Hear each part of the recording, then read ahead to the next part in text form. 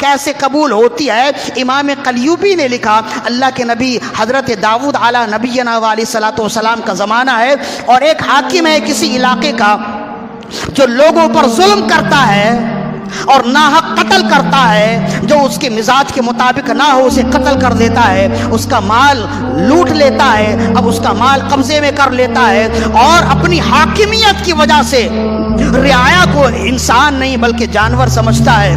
اور لوگ آتے اور حضرت داؤد علیہ نبینا علیہ الصلوۃ والسلام کی بارگاہ میں عرض کرتے حضور یہ ظالم ہے اور بہانے سے لوگوں پر ظلم کرتا ہے، ان کا مال کھا جاتا ہے، مال غصب کرتا ہے، حضور اس کے لیے کچھ آپ دعا کیجئے۔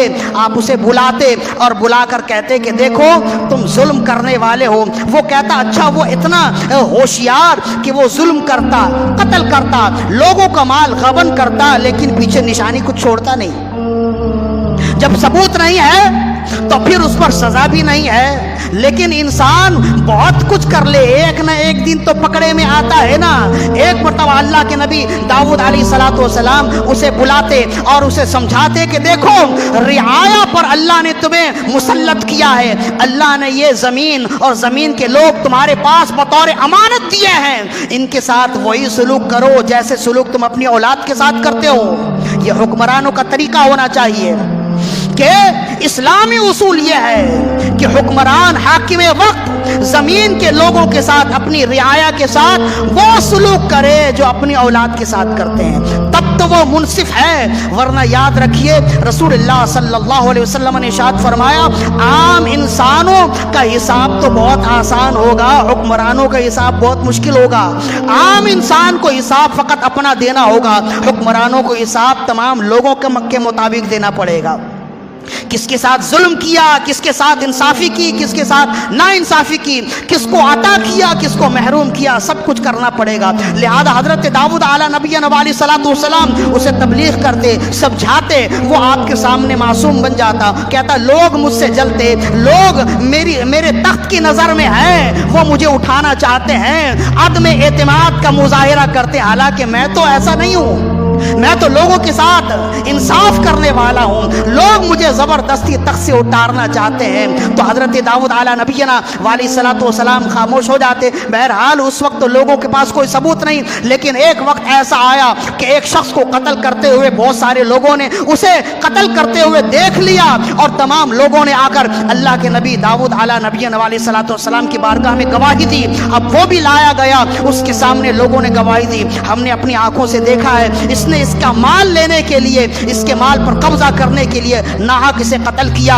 اب جب قتل کا معاملہ ہو گیا، شرائط ثابت ہو گئے، گواہوں کا نصاب مکمل ہو گیا، تو اب اسے قتل کے بدلے قتل کرنا ہے۔ ایک ویرانے میں لایا گیا اور اس کے ہاتھ پاؤں پر کیلیں ٹھوک کر ایک اونچی جگہ پر کھڑا کر دیا گیا کہ یہ ان کیلوں سے تکلیف بھی محسوس ہو اور خون آہستہ آہستہ نکلتا رہے۔ رات بھر وہ اسی طرح صلیب پر چڑھا رہے یہاں تک کہ صبح تک اس کی موت واقع ہو جائے۔ رات بھر لوگوں نے چڑھا دیا، وہ تکلیفوں سے چیختا رہا، کراہتا رہا، لیکن لوگ خوش تھے کہ چلو مظلوم کو انصاف مل گیا، ظالم اپنے کردار تک پہنچ گیا، ظالم کا جو حق تھا وہ اسے مل گیا۔ لوگ خوش خوش اپنے گھر گئے۔ صبح کے وقت اللہ کے نبی داؤد علیہ نبینا علیہ الصلوۃ والسلام کی بارگاہ میں لوگ حاضر ہوئے اور فرمائے چلیں اب اسے سولی سے نیچے اتاریں، اسے صلیب سے نیچے اتاریں، تاکہ بہرحال اب مر گیا، اب اس کے لیے تجہیز و تدفین کا معاملہ تو کرنا ہے۔ جب وہ لوگ آئے اور لوگوں نے آ کر دیکھا تو جس سولی پر اس شخص کو چڑھا کر گئے تھے اسی سولی سے ٹیک لگائے وہ آہستگی سے نیچے بیٹھا ہوا ہے اور انتہائی طمانینت کے ساتھ بیٹھا ہوا ہے۔ اس کے جسم میں کوئی زخم نہیں ہے، کوئی چوٹ نہیں ہے، کوئی تکلیف نہیں ہے، کوئی خراش نہیں ہے۔ یہ تو عجیب بات تھی۔ اللہ کے نبی داؤد علیہ نبینا علیہ الصلوۃ والسلام نے دیکھا، لوگوں نے دیکھا اور ایک دوسرے سے کہنے لگے ہم نے اپنی آنکھوں سے دیکھا، ہم نے خود اپنی نگرانی میں اسے صلیب پر چڑھایا، یہ کیلوں سے آزاد، زخموں سے آزاد، بہت طمانینت کے ساتھ، اطمینان کے ساتھ، پرسکون لہجے میں بیٹھا ہے، یہ کیسے ممکن ہوا؟ تو کہتے ہیں اللہ کے نبی داؤد علیہ الصلوۃ والسلام نے وضو فرمایا اور 2 رکعت نماز پڑھی اور اپنے رب سے دعا کرنے لگے کہ رب ذوالجلال مجھے بتا کہ اس کا راز کیا ہے؟ یہ تعجب خیز منظر میں نے آج تک اپنی آنکھوں سے نہیں دیکھا۔